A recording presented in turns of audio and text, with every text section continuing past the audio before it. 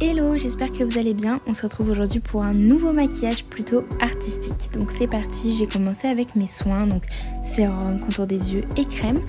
Et je vais avec mon fond de teint, donc le Pro Filter de chez Fenty Beauty, unifier et couvrir un petit peu mon teint. Il me semble que celui-ci n'existe plus malheureusement. Mais bon, il faut bien que je le finisse et puis il est vraiment cool.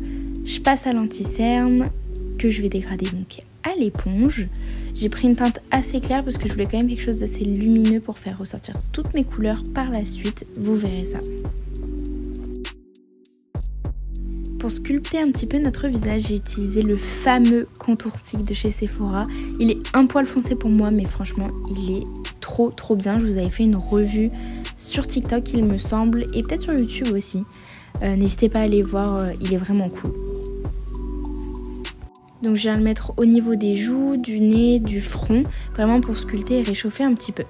J'ajoute ensuite de la couleur avec un blush, donc c'est le Wisdom, et je le mélange avec l'highlighter Transcend de chez Rare Beauty. La pigmentation, s'il vous plaît, regardez-moi ça. Je relisse toutes mes petites ridules et je poudre avec ma poudre lip de chez Makeup Forever, la Super Matte Loose Powder. J'y vais à la houppette pour un effet bien mat, bien fixant et plus couvrant. On passe aux sourcils, donc je viens les restructurer légèrement avec un gel à sourcils coloré de chez Dior. Vraiment histoire de les fixer légèrement et les colorer. Et on passe à ce qui nous intéresse le plus, donc les yeux avec la Bright Matte de chez Beauty Bay que vous connaissez tous. Je colore avec un petit peu de beige ma paupière pour faciliter le dégradé de mes fards et je prends la palette Techni Days que j'adore avec ce violet hyper flash et hyper pigmenté que je mets en creux de paupière et en coin externe.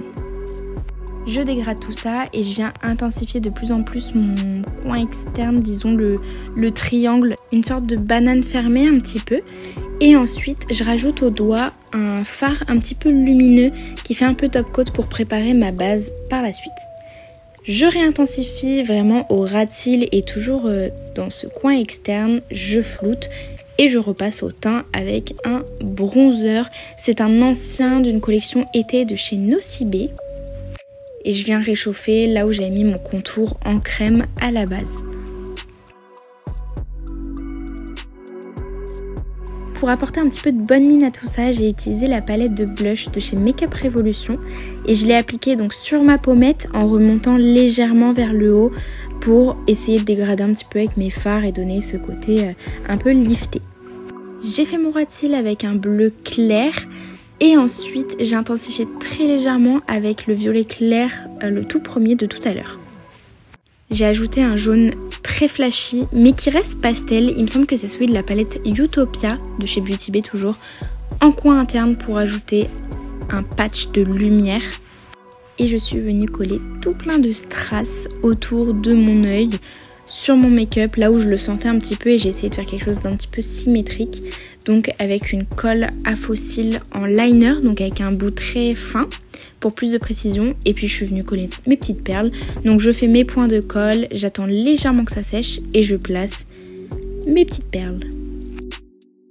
Je peaufine le make-up en réintensifiant toujours pour donner de la dimension à mon œil et aux couleurs.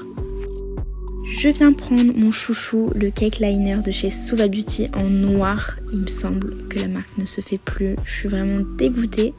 Mais du coup, je viens tracer mon liner en mélangeant tout simplement de l'eau au Cake Liner. C'est vraiment le principe. Il y en a dans plein de marques. Mais celui-ci, je l'adore parce qu'il est hyper intense, hyper facile à travailler. Et en plus de ça, il était hyper abordable.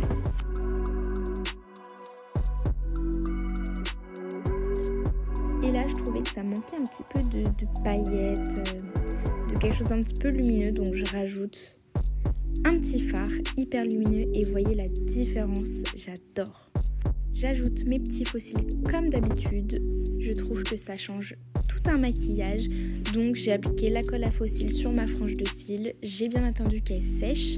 Je l'applique donc sur mon œil, bien en ras des cils.